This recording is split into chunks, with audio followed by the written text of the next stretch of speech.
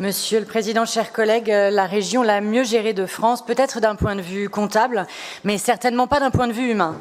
Encore un slogan racoleur, valoriser le travail, lutter contre l'absentéisme, un titre volontairement réducteur, alors que nous sommes aussi censés débattre sur le rapport égalité homme-femme et sur le rapport social unique. 2 minutes donc pour parler de la vie de 9000 agents. Voilà l'attention portée par celles et ceux qui font vivre le service public régional dans des conditions de plus en plus dégradées.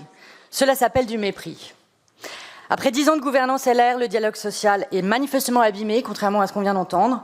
Les syndicats, encore mobilisés hier devant l'hôtel de région, dénoncent des réorganisations permanentes des directions et des services, un régime indemnitaire dit au mérite, fondé sur des critères flous, laissant place à l'arbitraire et ne sécurisant pas les personnels, et une application particulièrement sévère, des jours de carence, parfois pire que dans le privé, qui pèse directement sur le pouvoir d'achat.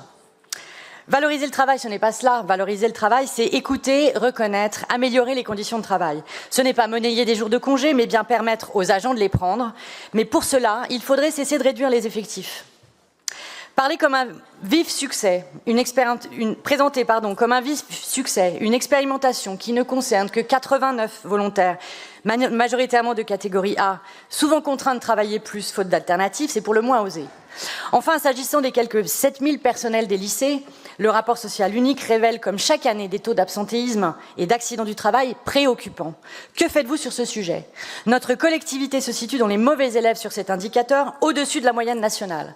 Un mauvais résultat dont vous ne parlez pas et qui ne vous alarme pas sur le bien-être de nos agents, ni de l'ambiance de travail. Alors, burn-out, pénibilité, désorganisation, perte de sens.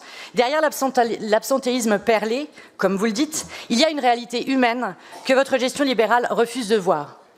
Pour toutes ces raisons, nous voterons contre ce rapport. Néanmoins, si on pouvait, comme nos collègues, avoir un vote par division sur les autres, nous vous remercions. Merci.